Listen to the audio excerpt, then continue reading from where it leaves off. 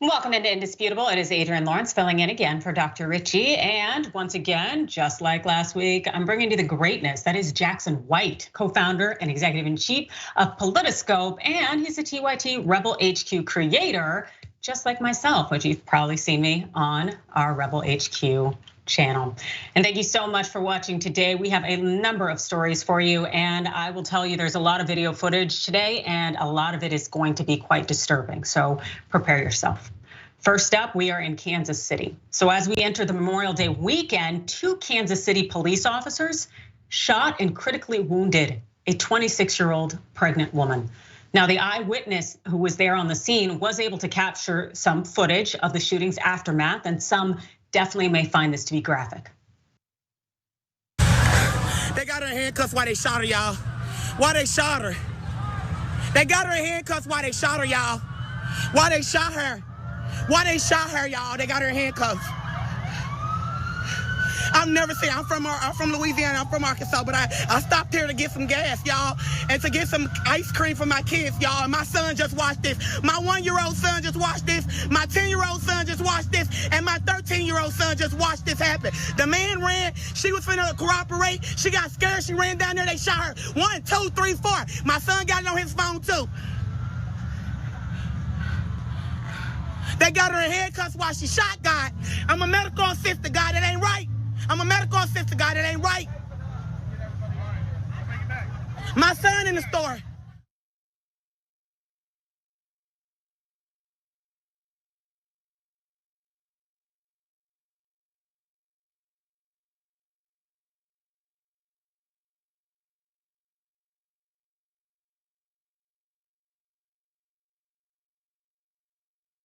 And the police proceeding to handcuff her. Now, this maneuver dramatically increased Hale's likelihood of bleeding to death, but fortunately, the 26-year-old is still alive and now in stable condition. And it looks like we're having just a few technical difficulties on our end, so if you will bear with us. But in terms of this story, it is extremely devastating. The fact that this 26-year-old woman is pregnant was shot. We are going to go ahead and take a break now, and we will be back momentarily.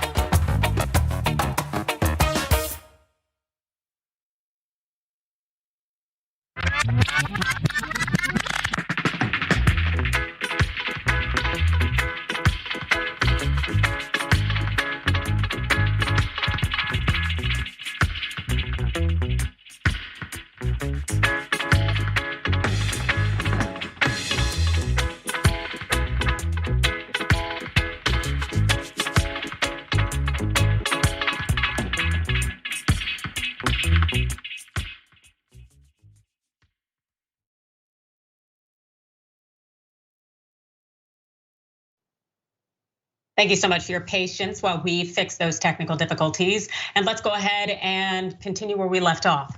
That was Leona Hale, that 26-year-old victim who was shot by the Kansas City Police Department. Now here is a still of Hale on the ground after being shot and police proceeding to handcuff her. Now this maneuver in particular, given that she's pregnant, it dramatically increased her likelihood of bleeding to death.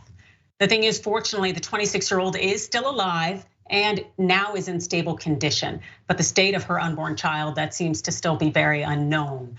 Let's look at how this happened. So as reported by the Kansas City Defender, the Kansas City Police Department alleges the incident was in an attempt to arrest a woman and a man in connection with a suspected stolen vehicle. But eyewitnesses say this narrative does not add up given the woman had her hands up and was also shot an astounding 5 times.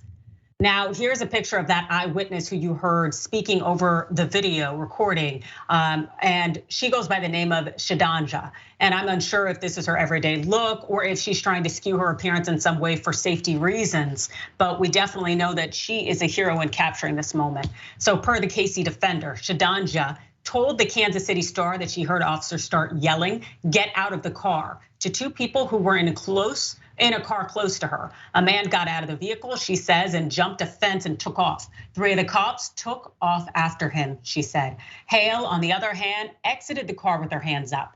According to the Kansas City Star's eyewitness account, the cops told Hale to get on the ground, but the woman informed them that she was pregnant, and so she couldn't get down on the ground. Then police asked her to get down multiple times, which she still couldn't. Hale then informed police that there was a gun in the vehicle.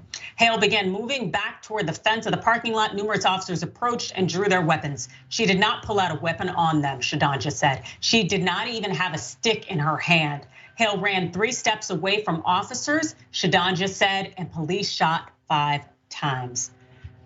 Wow, that 26-year-old pregnant woman shot 5 times. So when Shadanja's footage, when it went viral this past weekend, the interim Kansas City police chief, his name is Joseph Mabin, and here's a picture of him. He issued a statement.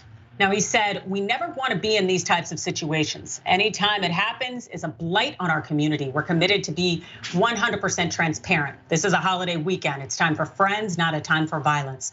Now, as it concerns a follow-up, there will be an investigation. The Missouri State Highway Patrol has been tasked with investigating the unarmed shooting of Leona Hale. It's a procedure for such an outside agency to investigate police-involved shootings, specifically involving the KCPD, as an alleged attempt at providing impartiality. But the problem here is that the KC community is already denouncing the decision to let the Missouri State Highway Patrol investigate the matter, due in part to a recent investigation that a lot of people are calling corrupt and botched that happened in the last year's shooting of Malcolm Johnson. Now here's a still footage of the encounter with Johnson and KCPD that ended up leading to his death in March of last year once again.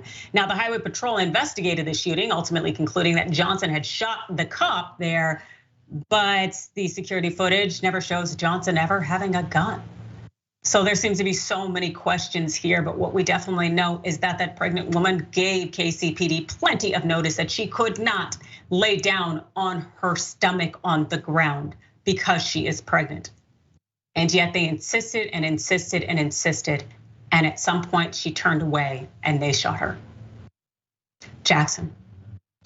So I think it's important for people to keep in mind how a huge portion of the actions that anybody takes are predetermined. And I say that to say that even though Leona, warned the police that she was pregnant multiple times, she let them know that there was a weapon in the vehicle, she was cooperating with them, they kept shouting, "Get on the ground, get on the ground," even though they heard her say that she couldn't do it. So again, them taking fire on her was in fact something that they expected to do upon arrival because of the picture that they painted in their head. Because at the end of the day, how threatening could any woman be to a whole, squad of police or any single individual, man or woman? It's not. It's just that she's a Black woman, so there's no consideration taken for her. And so this is why it's so important for people to get very involved in community politics, because that's where change can occur. And this is a change that we all want to see. So. Absolutely, and I don't even know if she was even driving the vehicle that they purport was stolen to begin with. And also if there was any thought that the individuals stealing the car were presenting any kind of threat at all.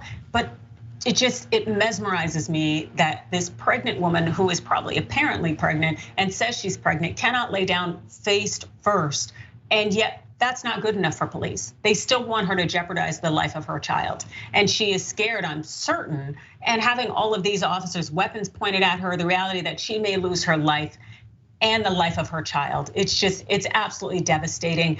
And as we've seen before, at least once in the instance with KC's Highway Patrol or the Missouri State Highway Patrol doing the investigation, the fact is that there may not be justice done, and it is not okay. And there's also instances of justice not being done out in San Francisco, because we know that after a week of silence, the San Francisco PD finally released the body cam footage of a fatal officer-involved shooting of 2 men. Now, this occurred on May 19th. And so what you're about to see is definitely something that is disturbing.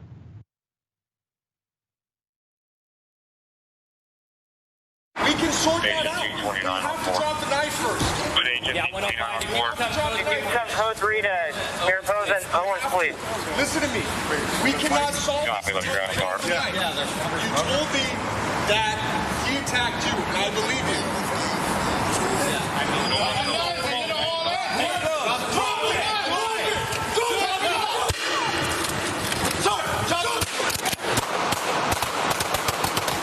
Drop the knife. Get him.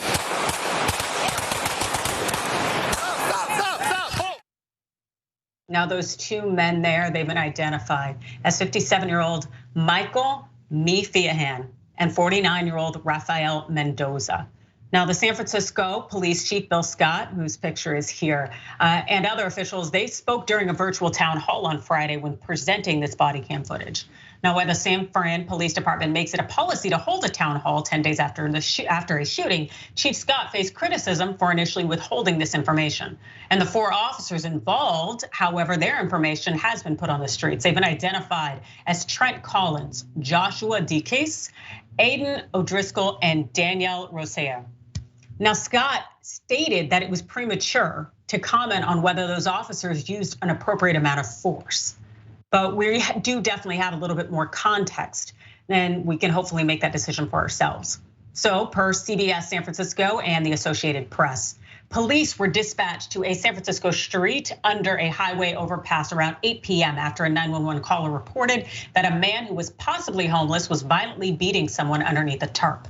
The caller said the man appeared to have 2 large sticks or rods the size of baseball bats. When officers arrived, the 2 men were on the ground struggling, and officers realized that there were knives involved. And you can see that here from the screenshots. Mefiahan refused to drop his knife, per the officers, prompting an officer to fire foam bullets. Another even used pepper spray. And later on, they ended up deploying sandbags at these unhoused individuals. Now, several other officers repeatedly shouted commands as the officers pointed their weapons at the 2 men. And after a 9-minute struggle, Mefiahan began stabbing Mendoza, prompting the 4 other officers to fire their guns. 3 fired handguns and 1 fired a rifle. Now, both men ultimately died of gunshot wounds.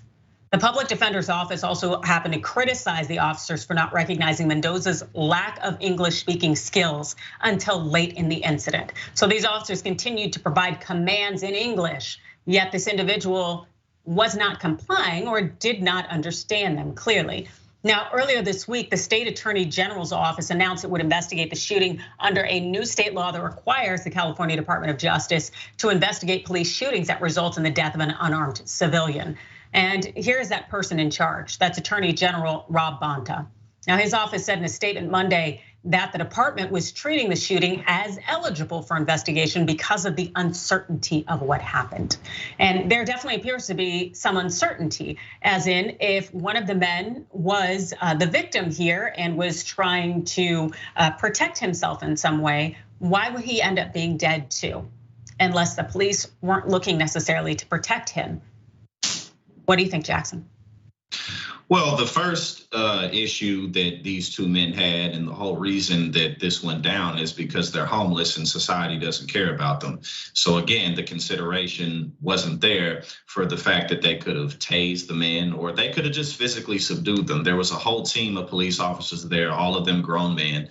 At the end of the day, they just have a couple knives.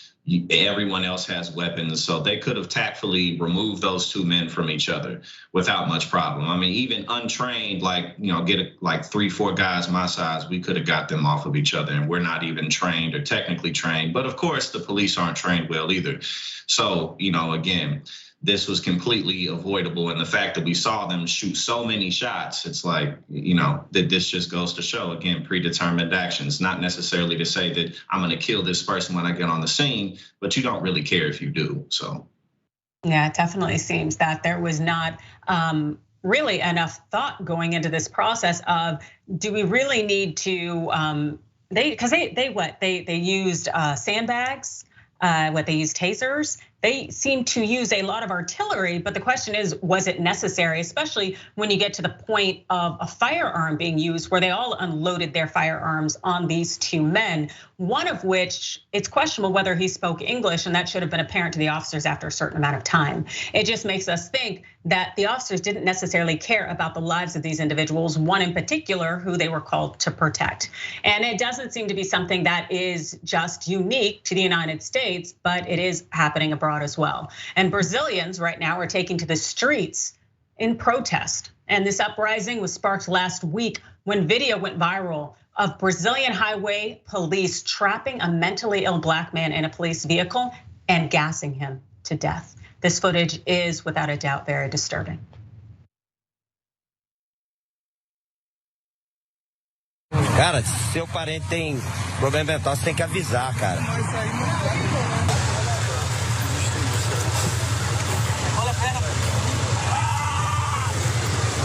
Cara dentro do carro. Vai matar mesmo. Meu Deus do céu, cara. O cara é trancado nesse. Vai matar o cara ali dentro, mano. Viu com bagulho arde, cara. Arde, meu irmão.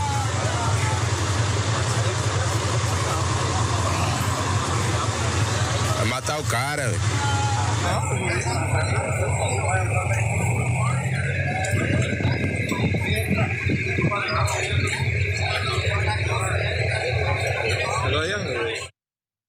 Without a doubt, you saw it with your own eyes. Those officers gassed that man to death. And the voice that you heard behind the camera, what he had said was, look at that man there. Oh my God, they're killing him inside the car. Now that man that he is talking about was 38-year-old Genivaldo de Jesus Santos. There's his picture there. He was pronounced dead at the hospital on Wednesday, and the unarmed man was suffering from schizophrenia when Brazil's federal highway police fatally gassed him on the side of the road. And the autopsy it released on Thursday, it said that Santos died of asphyxiation, but that it could not determine the immediate cause of death. Now, Santos's nephew, who was on the scene there, his name is Wallison de Jesus. He told the Washington Post that he saw police throw a tear gas grenade into the car. De Jesus also said this to the Washington Post. We told the police all the time that he had a heart problem. He had mental problems, and they continued the torture. Tell everyone to stay away. Brazil's federal police released a statement Thursday that said that they were investigating Santos's death in the city of Umbaba in the northeastern state of Sergipe. And forgive me, I butchered those, I'm sure. In a separate statement, the federal highway police also said it would cooperate with investigating authorities and had already suspended the officers involved in the incident. And even in a country that is numbered by rampant police violence and instances of it, the video still sparked horror and outrage across Brazil. The video has sparked protest in Santos's hometown and calls for justice across Brazil, where police are notorious for warlike raids encouraged by far-right Brazilian President Jair Bolsonaro, as part of his crime-fighting agenda. And additionally, because Santos was black, his death also has reignited anger of the police in terms of its historical discrimination and disproportionate use of force against black individuals there. Of course, police provided contrasting accounts of the events. What they said here is that the officers claim Santos actively resisted, and police, as they approached, according to a statement released Wednesday, and that he fell ill during his transfer to the police station. Nothing about them gassing him. And Santos's wife, who said her husband had been living with schizophrenia for 2 decades but was never violent, well, she said that she is struggling as well as the family is as well, as you could imagine. Jackson, does this seem like it's in any way reflective of justice or how a system should operate. Absolutely not. And at the end of the day, this is the price of authoritarianism. And this is the only way that it can truly function within a society, is you have to not necessarily just systematically remove people, but keep people afraid of the might that you can bring down on them. And these types of forces are very alive and well in our country. They're alive everywhere because it's really just the uglier sides of human nature that can take control and be focused on order.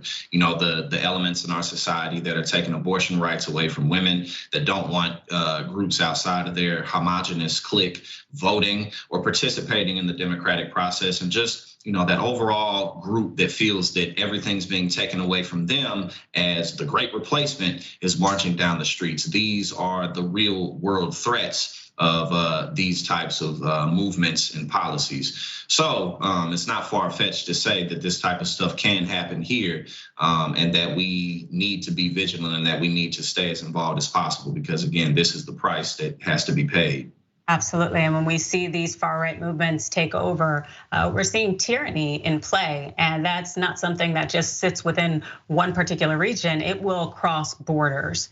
And what we know here in terms of this situation with this man being murdered, which we saw before our eyes as they gassed him, is that the prosecuting general's office there, they said that they requested that the federal highway police reinstate classes on human rights. Like, that is enough. That is not enough. There needs to be justice, and there needs to be an entire overhaul of a system and change. But of course, I'm sure the Brazilian Federal Highway Police could say the same thing about law enforcement here in the United States. As Dr. Ritchie would say, stick and stay.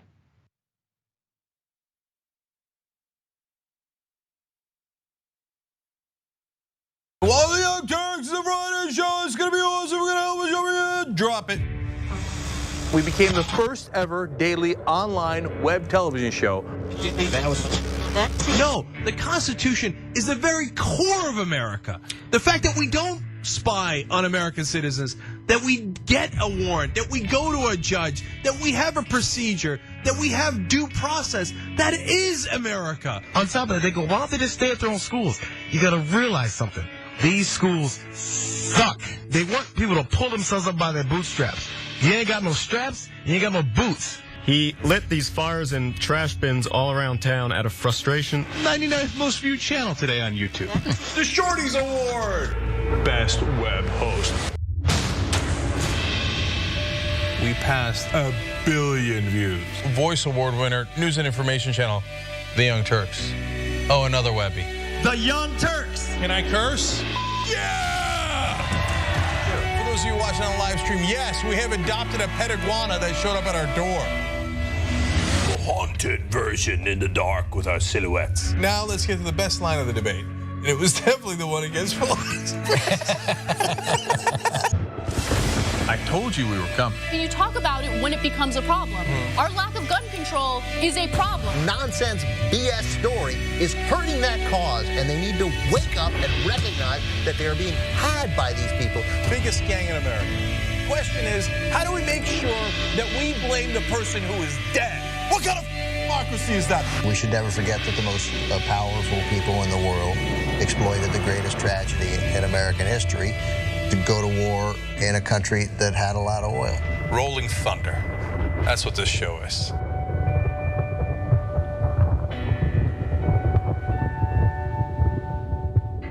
Never in my life did I think I would like to see a dictator.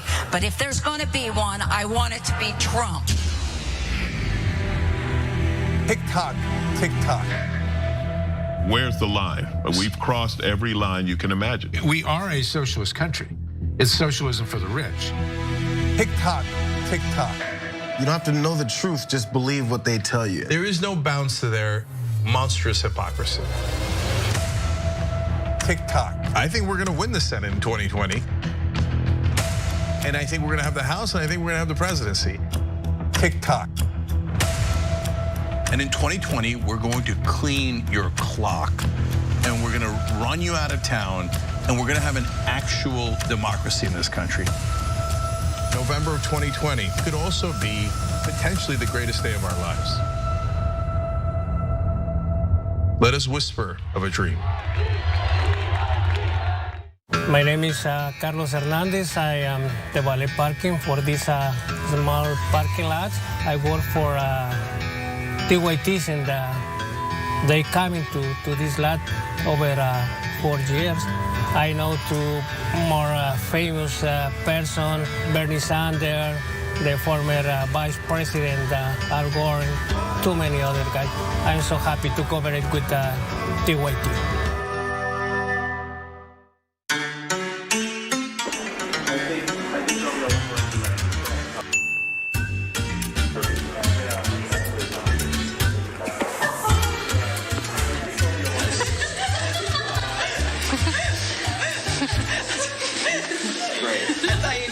Back to back that I like. Say hi to the camera. I don't like face.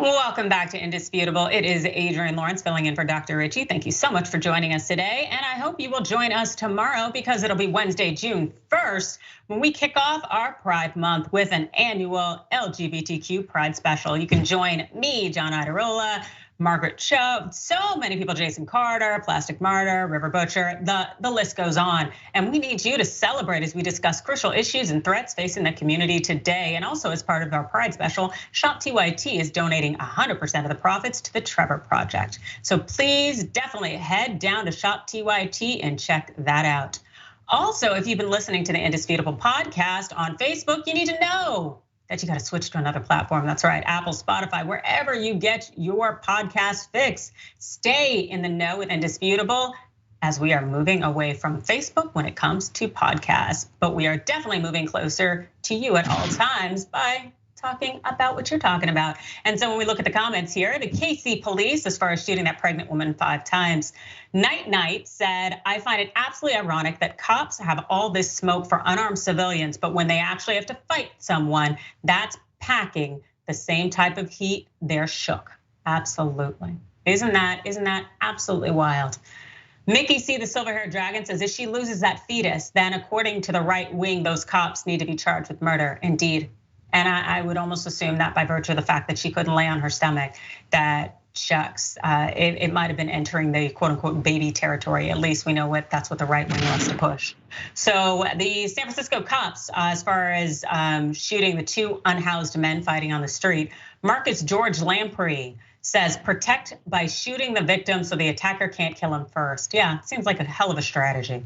And C Madrid 80 says they had to shoot them to stop them from fighting. Brazilian cops gassing the mentally ill man to death. Descendant PM says fascists are the same no matter where you go. Ain't that true? And as far as Fiddle of Gold, Brazilian police are brutal. They are bad in the US, but there, considering the amount of war and government issues in Brazil, yeah, I'll stick with the US.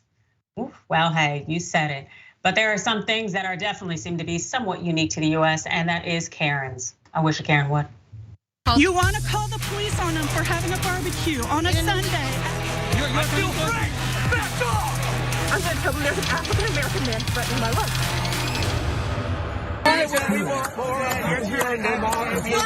Black lives don't matter at all to me. White lives matter. You've had everything. Free everything. Blacks have been coddled for years. Free college. Free everything. Your test scores are higher. Everything. Free college. Free everything. And it's still not enough. And never will be. Never will be. So you're saying you're a white supremacist? That's what I'm hearing. Sorry, what's your name? Black lives don't matter to me. Can I get your name, please? Nice to meet you, Karen. It is so incredibly wild to me. These people who push these false narratives, this thought that Black people get everything for free, all the opportunities, access to colleges, don't have to pay anything. If somebody could let me know so I don't have to pay for my student loans, that would be spectacular. In fact, I want a refund on all the loans I paid. It's just so incredible how people push these narratives as a way to diminish the actual experience that Black people have in our society, and just to allow white supremacy to continue to reign. Jackson? Yeah, well, the entire logic of what this woman was doing is that something's being taken from her and her family and her friends. Otherwise, she wouldn't be out there. Just the general advancement of minorities, Blacks, Latinos in this country, period, is taking away from her. Because in reality, she has nothing to be afraid of, and she has no reason to think Black Lives Matter or the want for the advancement of Blacks in this country to feel like that's a problem, or it's not. It's just that she thinks that everything's being taken from her and life is now harder. It would be easier if it wasn't for all these Blacks and all these colored people taking everything away. So that's all it was. Yes, and it's something that we see peddled way too often, particularly from the right. But I do actually think there are people across the board who believe this rhetoric, and in part, and I actually think that it's gotten even more prevalent, of course, by virtue of what I would call maybe the grand wizard of Karens. That would be Donald Trump.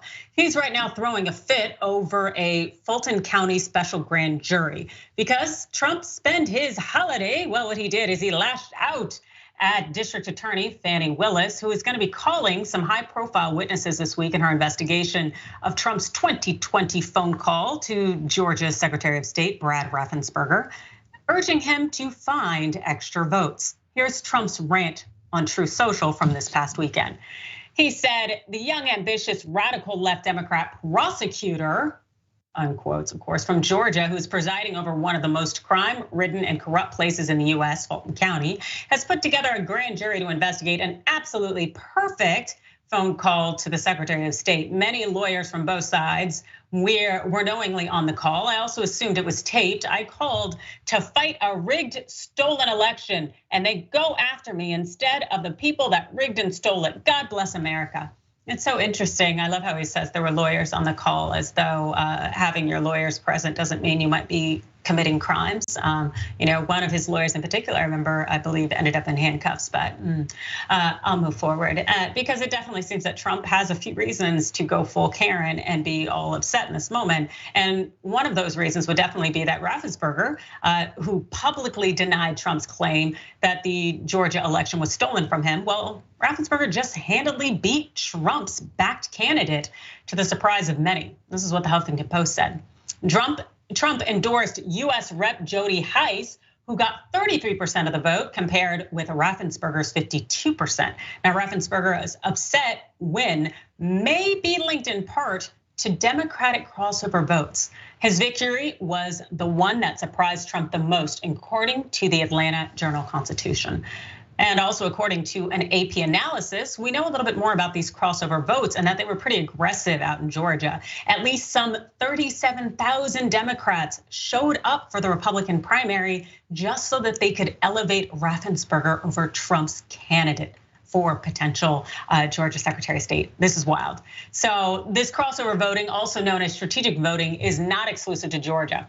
This primary season, as voters across the political spectrum work to stop Trump-backed extremists from winning control of state and federal governments. The phenomenon is playing out in multiple primary contests, sometimes organically and sometimes in response to a coordinated effort by Trump's opponents. That's right, people are rallying to fight back against Trump, even if they're not in that particular political party.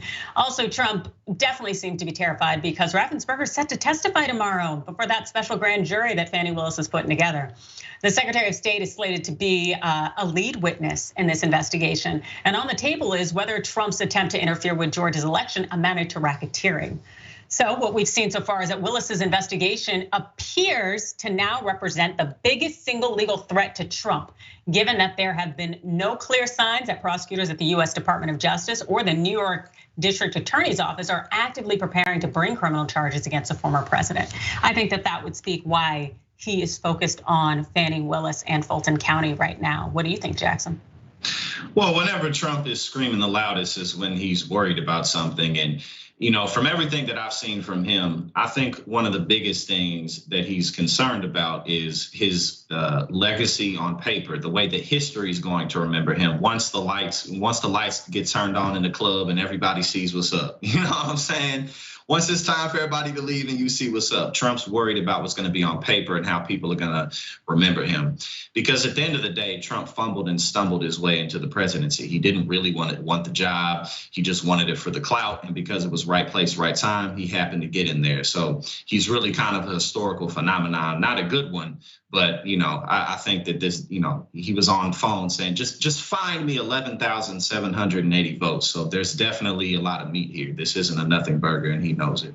No, exactly. And the thing I like about Fani Willis is that she's going even beyond that phone call and looking for more, because she really wants to lock in her case and ensure that there is something that she can hold on him. Because, of course, if you're going to go after a former president, it's, hey, that's something I don't think a lot of people have done out in these legal streets. And so you want to make sure your case is airtight. And so I definitely commend her for taking all of these steps that are necessary, because he's breaking the law. And we all know that. We saw it, we heard it, and that's something that Trump is probably used to doing very much in the private sector. But when you are gambling with American votes and American lives, and as well as our democracy, there needs to be accountability. And so it would be great to see actual accountability. But then again, this is the United States, and accountability is only had for those of us of a certain melanin count or gender. So much could be said, but we will say it a little bit later after we return back. Stick and stay, as they say.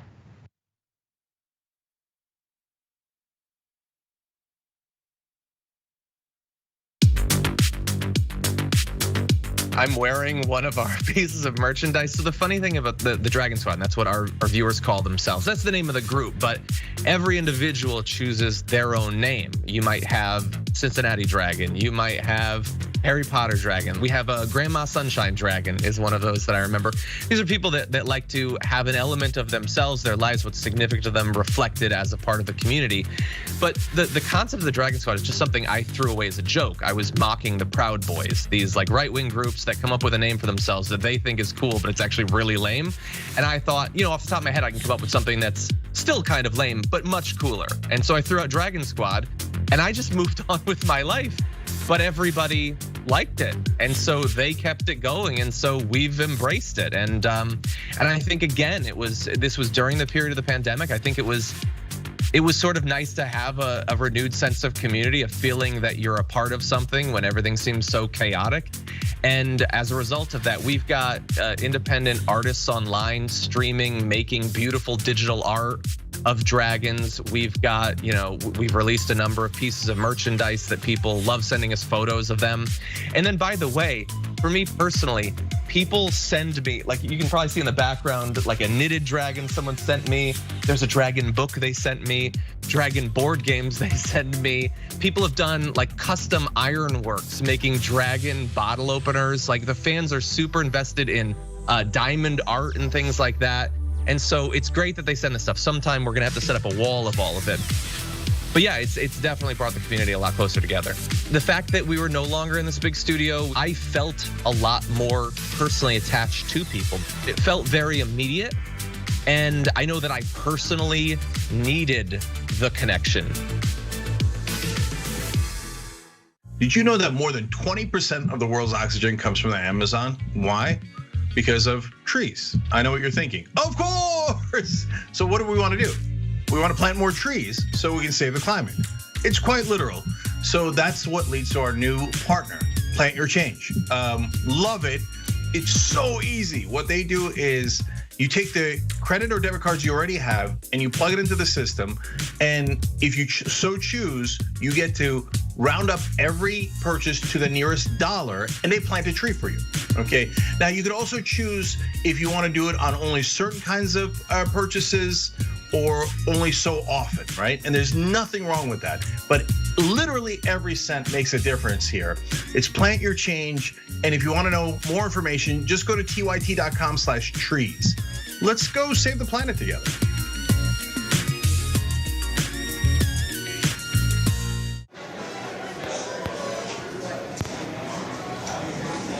Now, top.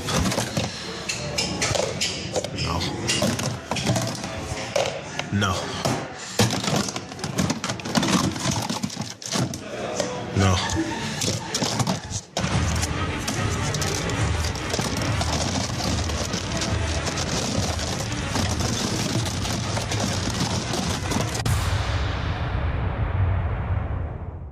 Today, a terrible day for the internet, a terrible day for America. The internet as we know it is not going to exist anymore. A real dark day for information, and yet another way that they're bleeding out the democracy. We're now going to have these gatekeepers of information deciding what we can and can't see, and that's what scares me the most. Whether you're conservative or progressive or anywhere in the middle, this is the one thing we should all agree to. Protect the internet, because the establishment is coming for it.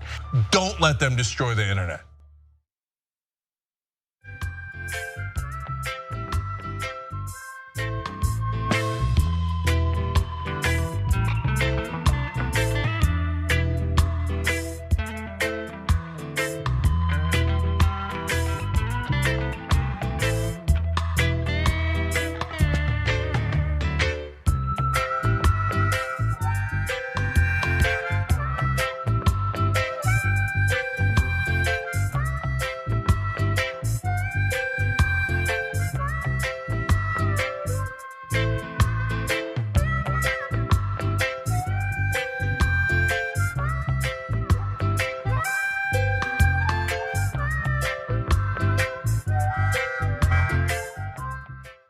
Welcome back to Indisputable. It is Adrienne Lawrence, and I'm filling in for Dr. Richie. And I'd love to hear from you all, as always. So first of all, we heard from racist Karen goes off on protesters, while agnostic sister said would have been a shame for her to trip and fall on her stupid face. That would have been something to see.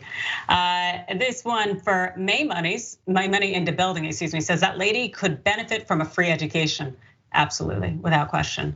Lynn says, so you're saying you're a white supremacist? LOL, yeah, for real. I don't know if she knows what that means.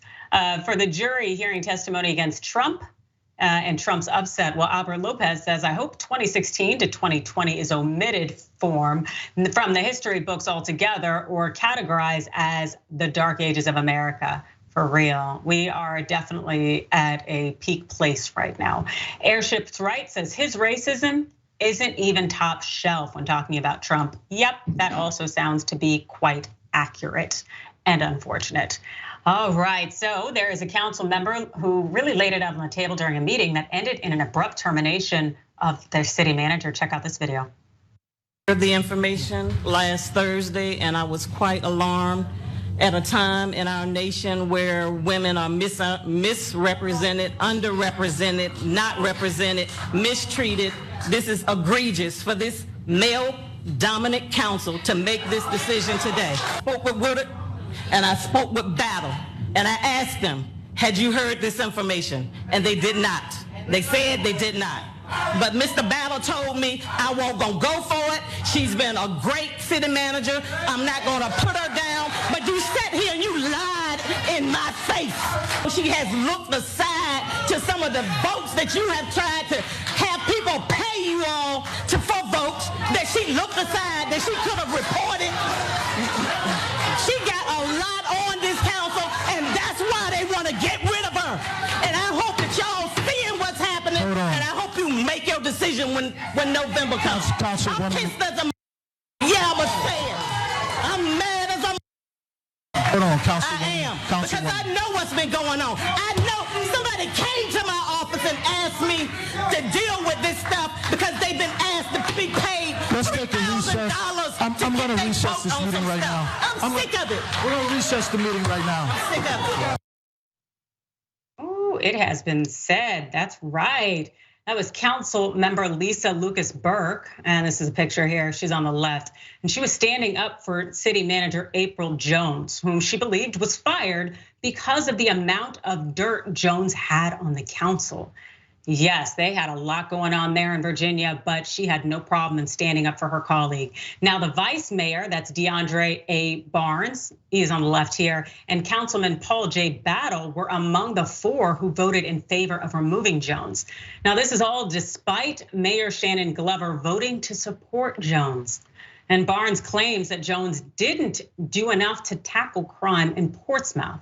Now, after the video went viral, Lucas Burke posted this tweet. She said, "I've been told I owe an apology for the language I used this week. I agree. I apologize for not saying it sooner." That's right. She went ahead and doubled down. She did nothing wrong in standing up for her colleague and ensuring that they're doing what they should be doing, which is representing their constituents and not playing politics. I really felt the fire in that. You, Jackson?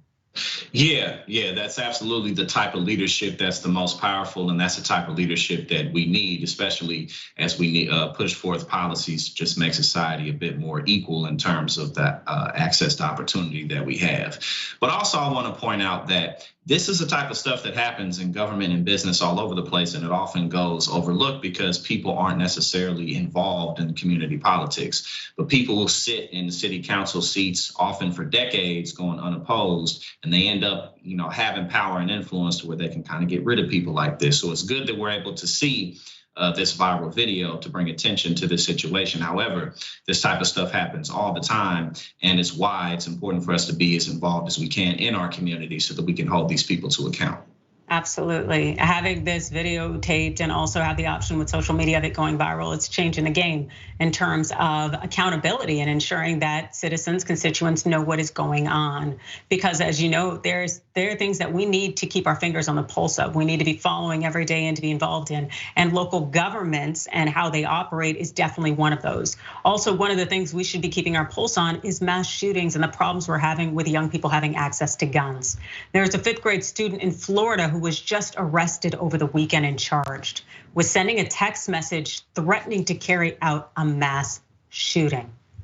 This right here is it's so incredibly unfortunate. It happened at this Patriot Elementary School.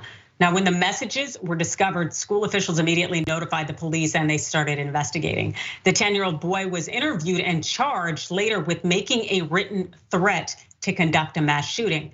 And that's what led police into him into the police vehicle. Now, authorities are right to be alarmed, since the mass shooting at Uvalde, Texas. What we've seen is that at least 15 mass shootings have taken place across the United States since last Tuesday, from California to Arizona to Tennessee. This Memorial Day weekend alone, spanning Saturday, Sunday, and the federal holiday on Monday, there have been at least 12 mass shootings. That's per the Washington Post. What more they said is that the Gun Violence Archive, that's a nonprofit research organization, defines a mass shooting as one in which 4 or more people are shot or killed, not including the shooter. Several of those shootings occurred at parties and one at a Memorial Day event. At least 8 people have been killed and 55 injured in the mass shooting over the holiday weekend, according to GVA and local news sources. Since the Uvalde shooting last Tuesday, at least 11 people have been killed, 67 injured in mass shootings. This tells you a lot about our nation and our gun problem and the fact that we're not getting any change. Now, here's some details on some of those shootings over the weekend. So on Saturday evening, 6 teens were injured by gunfire in Chattanooga, Tennessee, in what Mayor Tim Kelly said was probably an altercation between other teenagers. The victims, who were between the ages of 13 and 15, were transported to the hospital. 2 had life-threatening injuries, according to the Chattanooga Police Department. Sunday, it was at least another 5 mass shootings, including one at a Memorial Day festival in Taft, Oklahoma. Authorities said 1 person was killed, 7 people were injured, including a minor. The Oklahoma State Bureau of Investigation said a suspect turned himself in and was in custody. Friday afternoon, Michigan, officers in Mecosta County found 3 children under the age of 10 and a woman dead of apparent gunshot wounds when they responded to a report of a man with a gun and shots fired at a private residence. They also found a man with a gunshot wound to the head who was taken to a hospital. Relatives told a local news outlet that the children were siblings and were 3, 4, and 6 years old, and that the woman was their mother. When will this stop? And it's not going to stop anytime soon, I can guarantee it, unless legislature or lawmakers do something. Because as much as these firearms seem to fill the coffers of gun manufacturers and the NRA, they aren't doing anything but putting us in coffins. Jackson. And the unfortunate thing is that mass shootings happen so much in this country and that they've been happening so often for so long that it's easy for the public attention to shift to other things because we're also dealing with so many other issues. So the fact that mass shootings happen so much is actually some of what allows gun manufacturers to keep making their money because it's overwhelming for people. Until the shootings happened in Buffalo, public attention to mass shootings really was lower than it had been because, again, we were focused on abortion rights and all those other issues dealing with the Biden administration. And the fact that a 10-year-old had to be arrested and charged just really goes to show the shame that our law enforcement all over the country has to be ready and prepared for these types of things at all times. So exactly like you said, until legislation is passed, this is going to be an issue that can't be stopped. Yes, and of course, there are so many out there who are on the far right, who are in the GOP, who are just problematic from head to toe, out here spouting that, that this is a problem and a result of everything but guns. Check this out. What in the red state hell?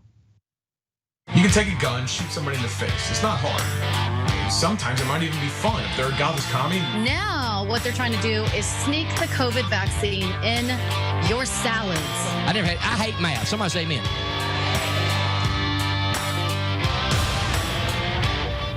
How is it that a young man using a weapon for the first time, he'd only obtained these AR-15s about a week ago. Not enough time to train to become proficient in it. But we've seen this repeatedly in a number of mass shooting events. Nicholas Cruz, Cho Seung-hui. How is it possible that these young men are so accurate with their fire?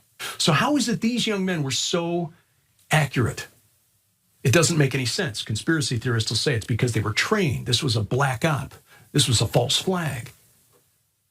No, I think the instructor in that course was correct.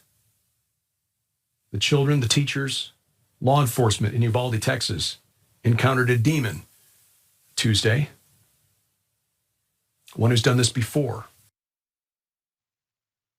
Yeah, demons, really. And also, it's not like we're doing some kind of crazy equations or putting together some kind of nuclear weapon. It's a gun. If there's a trigger to it, it's not rocket science, and that's also part of the problem. Not just because they're accessible, but they seem pretty easy to operate. I'd also like to think there are probably a few YouTube tutorials on it. Let's not pretend that we need some kind of creature or spirit or demon to come down to instruct this young man on how to use a firearm. Jackson. Yeah, well, first and foremost, let's point out the fact that the latest shooting in Uvalde, he was in a classroom, so he was in very close quarters. So his whole argument was stupid on that front. And then also, for him to say, he mentions conspiracy theorists will talk about they're trained in some type of plot. So then he floats to an even crazier conspiracy. No, it's just demons. Which again, what are we even going to do about that? If they were being trained in some type of conspiracy, at least we can do something about that. But if we're talking about the supernatural, we've been given thoughts and prayers for years and years, and they don't seem to be doing anything. So it was just really a completely useless take. However, one that is believed by many people in this country who vote regularly. Yes, and I also vote red. But there's so many useless takes out there in terms of what is the cause behind the mass shooting. But it's so interesting because none of these takes really seem to factor in firearms? Watch this. This is not something new. We've had this problem for a long time. In fact, the Boston Massacre during the Revolutionary War period was a mass shooting. So this is not an unusual thing. And if she had a gun in her purse and they were shooting up Walmart and she was there and she had the gun, she could stop that guy. You want to talk about how we could have prevented the horror that played out across the street? Look, the killer entered here the same way the killer entered in Santa Fe. Through a back door, an unlocked back door. They've built their entire lives around their social media platforms and how can I be famous? And they don't care how you become famous over social media. If it's the slaughter of other human beings or if it's shaking your rear end nakedly on an OnlyFans account. Kids are exposed to all kinds of horrible stuff nowadays too. I look back and I think about the horrible stuff that they hear when they listen to rap music, the video games that they watch from a really early age with all of this horrible violence and stuff. And lockdowns dramatically increase the incidence of mental illness among young people, and in 10 days we've seen 2 mass shootings by mentally ill young people. Could there be a connection? Now, that's not finger pointing. It's not to blame Fauci for yesterday's shooting. We're not that low. We're not Joe Biden. Yeah, well, I would definitely argue that they are far lower. They are definitely in demon territory, because the fact is that firearms are the reason we're having these mass shootings, access to them, as well as, hey, we have a society that is indoctrinating a lot of young white men in this thought that the things to which they think they're entitled to are being withheld from them, and thus they are acting out. We have to address white supremacy, and we have to address this gun violence situation before we're ever going to get out ahead of that. Until then, we're going to continue to bury the bodies of children who deserved a chance at life. Jackson. Well, for them to, blame social media and the media en masse, in the first place, it's like, okay, well, then that suggests that the solution is to ban people from social media. But at the end of the day, there's so much content. Oh, and like he said, shaking their butts nakedly, like he doesn't spend a lot of time looking at that.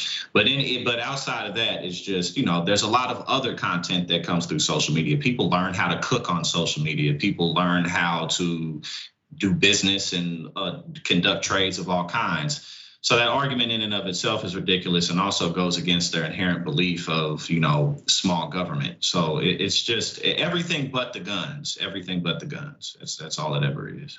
Yes, you're absolutely right. Everything but the guns. I wonder at what point will lawmakers actually wake up and decide to be leaders in our country, because it's not happening anytime soon. And all of us in law definitely know that the Second Amendment has been distorted and manipulated and lied to fit the narrative that allows the NRA to continue to fund our legislature. But at the same time, when are we going to actually step in and do something? Because our future is hinging on our ability to do something about the access to guns, these firearms, these war weaponry that people have in their homes for no damn good reason. It gets old, but hopefully someday there will be a new day and things will change. Until then, people can watch you where, Jackson?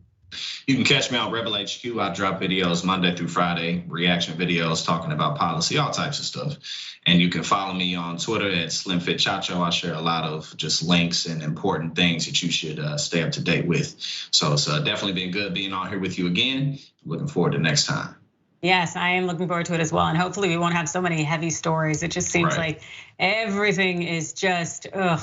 Yeah. But I will be on Rebel HQ. You can check out my segment Overruled. Also, I'll catch you here probably weekly. And in the meantime, you will hopefully have Dr. Richie back tomorrow. If not, could be me. But I want to thank you so much for watching, and please stick with us, as there will be a replay of the bullpen that you will enjoy, I assure you.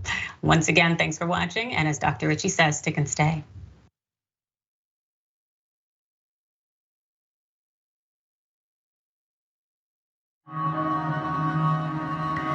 The concept of the Young Turks means the audience, they are the Young Turks. They are the go-getters. They are the ones making the emphatic change happen in their local community. The reality is that we've always, young and the not so young, we've always cared about news. But when you do not see the messengers of the news look like you, when they do not share your experiences, exposures, and environment, and there's a disconnect between you and the news. I lecture in mass communications. One thing I tell all of my students, there is no such thing as non-biased news. It never has been. Non-biased news has always been an illusion. Let's go back to the 60s and 70s, where people would say that was the purity of non-biased news. News has a segment. That segment has a time. That time, you must do your story and be finished. That means the producer, the writer, the orator has to take out what they don't think is important and only leave in what they believe is important. They have a limited time to tell the story. They do not have time to tell everybody's version or everybody's side. And they get to choose the facts that they bring to you, as well as the nuance, which really is a word for opinion, that they bring to you, the context they bring to you. So we've always had a level of bias in news. Here's the issue. The issue is to not deceive individuals as if you don't have some level of opinion with your news commentary. And that's what TYT has never done. They've always been authentic in their approach to progressive ideology and their news analysis and political breakdown. And I think that's how you actually win the heart and soul of individuals who are consuming information from you, because now they see themselves in you. This is where it all began for many elected progressive leaders. The Young Turks was one of the few media outlets to cover the races of Alexandria Ocasio-Cortez, Jamal Bowman, Cori Bush, Rashida Tlaib, and many, many more. We know a great majority of the country is actually progressive, and TYT is here to amplify these issues so that we can have better policies that a majority of the country actually supports. We want to drive positive change, and then we've been doing that for 20 years here. That's why we're launching Canvas 2022, a campaign to get out the vote and amplify progressive candidates, the progressive agenda, and their primary races. The midterm elections are fast approaching, and we know mainstream media won't cover progressive voices, but because the TYT audience is too strong, we can make a difference in the midterm elections to help progressives get elected and make sure our priorities are heard. Support our mission to drive positive change. Visit tyt.com/canvas2022. There is so much heinous news out there. That's why we've got to laugh, not to cry. So join me, Francesca Fiorentini, and some of my progressive friends, comedians, actors, experts, and activists, as we deliver an hour of laughter and analysis every week on my podcast, The Bituation Room. The Bituation Room is an invitation for all of us to take ourselves a little bit less seriously while still giving you some concrete ideas for action. New episodes are available every single week. So join the Frantifa and listen to The Bituation Room on Google Podcasts, Apple Podcasts, or wherever you get your TYT network podcasts.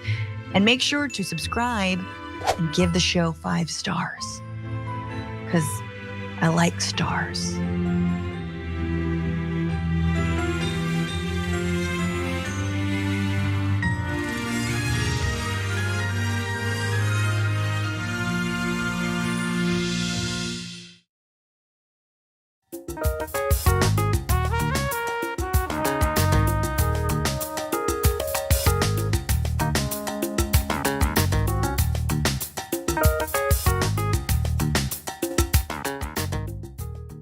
Ladies and gentlemen, welcome to the bullpen.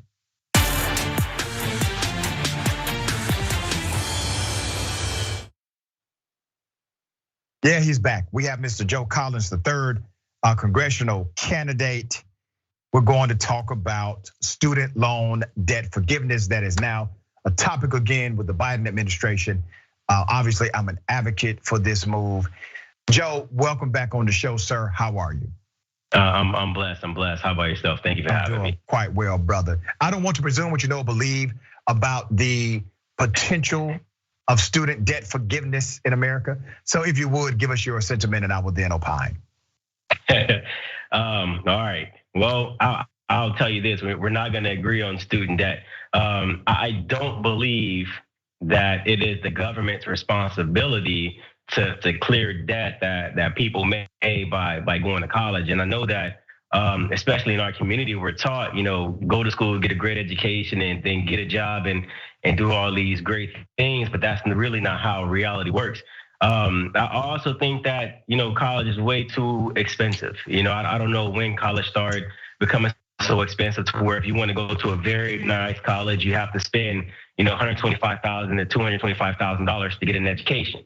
However, if I'm an honest man and a man of compromise and a thinking man, if the federal government is spending hundreds of billions of dollars in another country, as a taxpaying American, I personally would prefer that money stop going to other countries, especially like this war in Ukraine or the studying transgenderism and sex changes in Pakistan, and take that money and do something for the American people. Especially, when you talk about the issues that we have in our community, a lot of people can't buy housing because the credit lowering that comes from not being able to pay off student loans and things of that nature. So, for me, I'm not a fan of the government paying off student debt, but since we're blowing money on every other country that has nothing to do with the United States, then we might as well do things for people in the United States instead of doing things for other countries. Okay, I'm with you on some parts of your argument. I'm completely against you on others. I will say this about who we are today. We live in a globalized economy and a globalized information dynamic, which means that what happens in another country in some way creates a ripple effect to what happens in this country. And so you can't just universally say we do not have, we should not have some type of economic relationship or economic standard or even political and diplomatic influence over other nations without some kind of connection to ours. It's all connected, and that's the reason why you have some of these programs. But let me get specific. Let me get very specific about something that you said, all right? The reality is the vast majority of people who choose not to buy homes, okay, who are in an economic position to buy a home, but they cannot get a home, is because of what? College debt.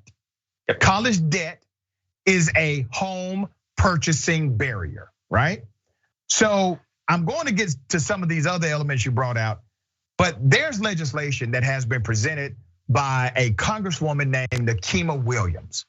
Nikema Williams presented legislation that has been universally rejected by Republicans that said, listen, because of what's happening right now in our country, because of record inflation, because things may get worse before they get better, and we need people to be able to get homes and not have the barrier of student loan debt. She's saying there's legislation that can separate your student loan debt from the rest of your credit worthiness, so that provides a pathway for home ownership, and it eliminates the primary barrier against it. You literally have people that can actually afford a home, and outside of their student loan obligation or the negative impact it has to their credit score would otherwise qualify.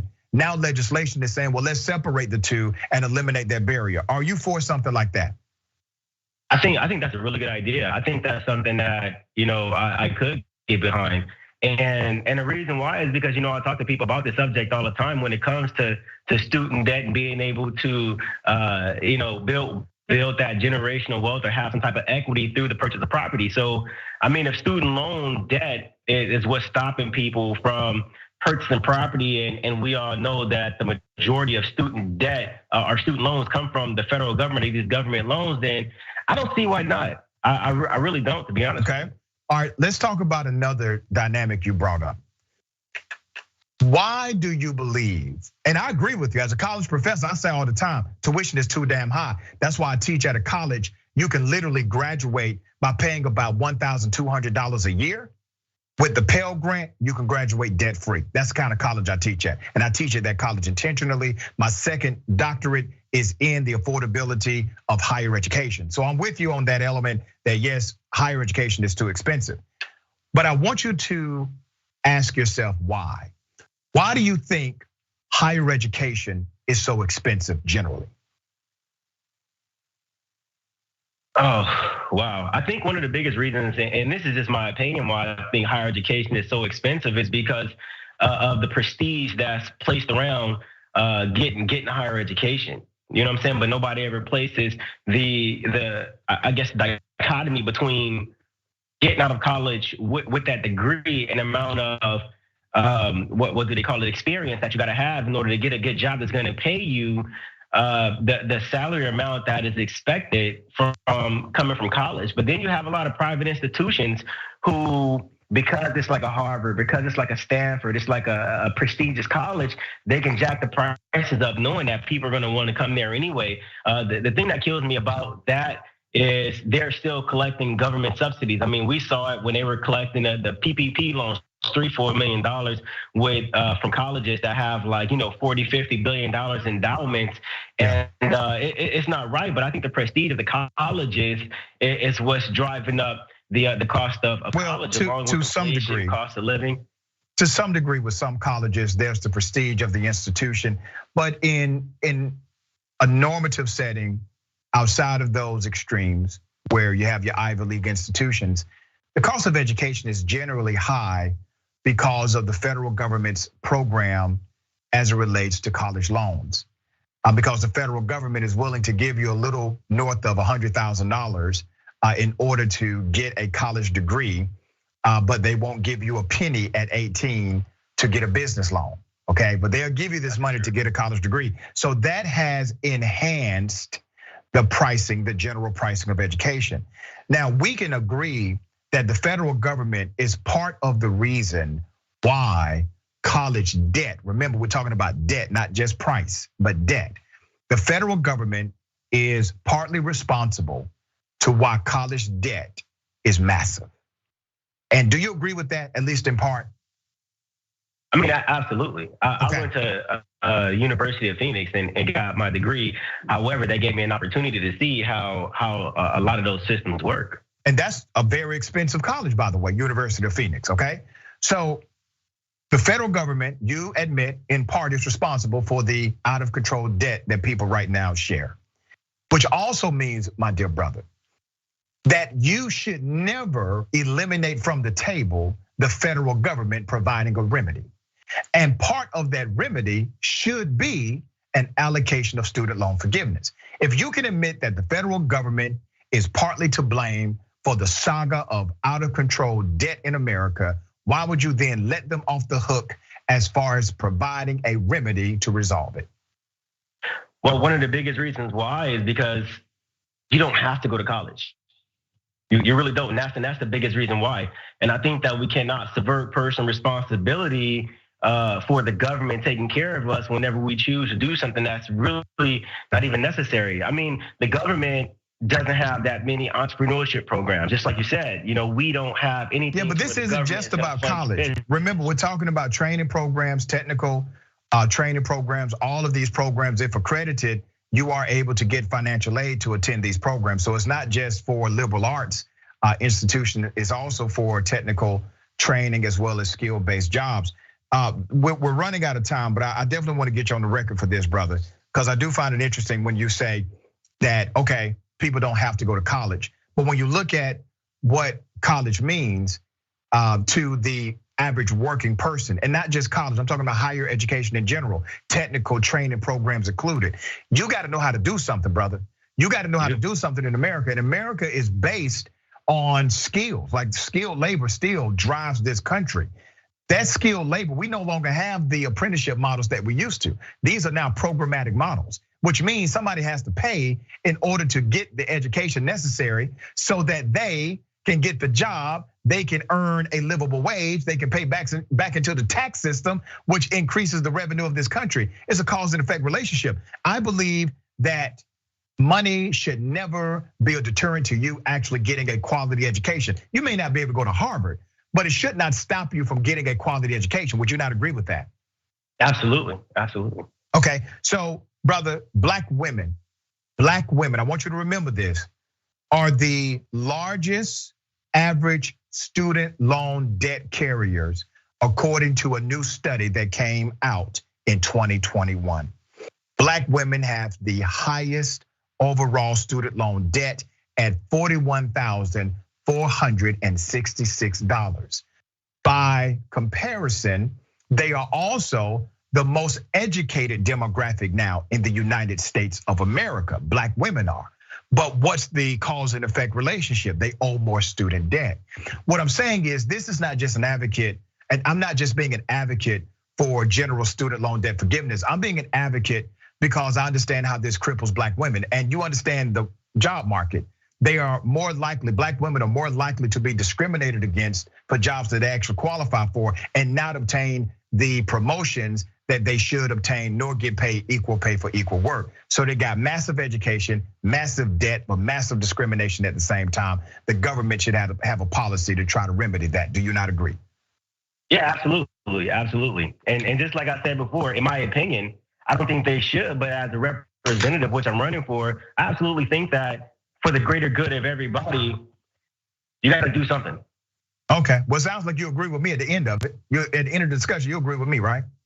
Absolutely. All right, looks like I need to be running for Congress. I appreciate you, brother. Thank you for being on the show, man. All right, man, I'll talk to you.